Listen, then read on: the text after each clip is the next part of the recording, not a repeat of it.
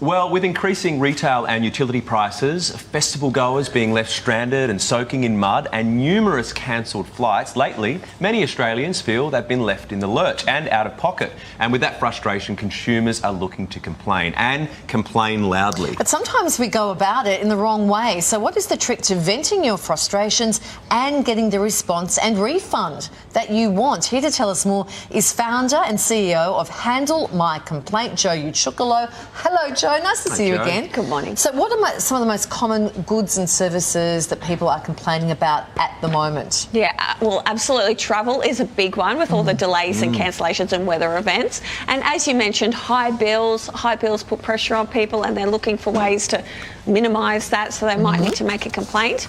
We've also got insurance is a big one, and internet is always one that's hot on everybody's lips around slow internet speed. Sure. We often see people, I think more and more these days, complaining on social media, you know, tagging the brand names, tagging them in it. Is this a good way to go about it? It's a bit hit and miss. So some brands are really great at responding on social media and some aren't.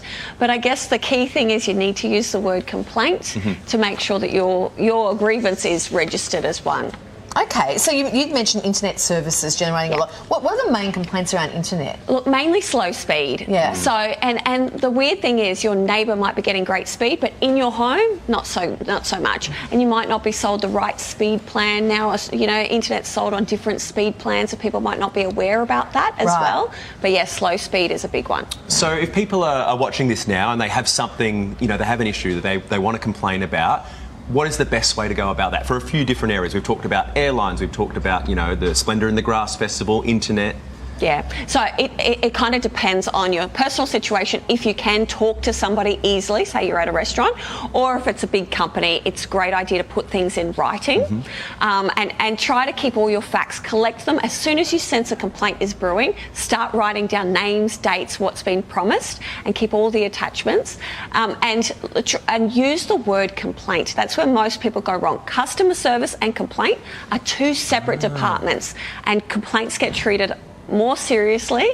They need to be recorded and investigated and responded to. Okay, so complaint, well, but you know what? Getting through to a human is the hard thing. So if I just kind of say complaint into the phone, will that get me put through to a human? Yes, okay. Or I'm going to leave your service as well. Talk to customer retention, particularly with the telcos. That's another way to get expedited. Okay, customer retention. Let's move on to travel delays and cancellations. I mean, we get it. Airlines are doing it tough at the moment. So how does someone balance that with the fact they want to get what they paid for? Like, we can have sympathy, but if we're paying $300 for an airfare, we want to get to the place that we're paid the $300 for. Yeah, so we're seeing a lot of delays and cancellations. And just remember, like, the airline needs to try to deliver you that service within a reasonable length of time. So if your flight's been blown out, you can contact them and either get a refund or get it rescheduled and them to sort that out. It does get more challenging when you have to wait long periods of time on the phone.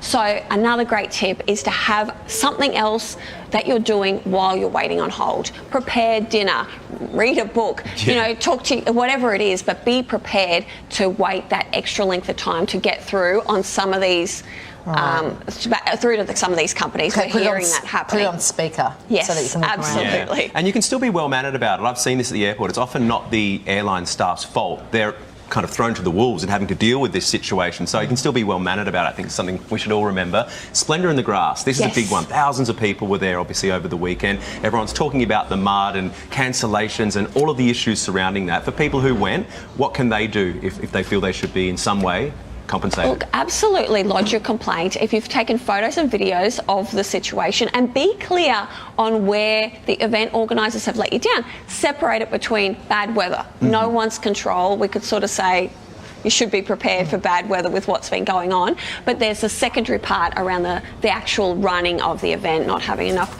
buses, for example, you know, camping grounds. Should they have in fact cancelled the event and then been able to give people more access to, you know, refunds? But make your complaint and be clear on what your grievances are. What you're seeking as well. Also, just quickly, we're nearly out of time.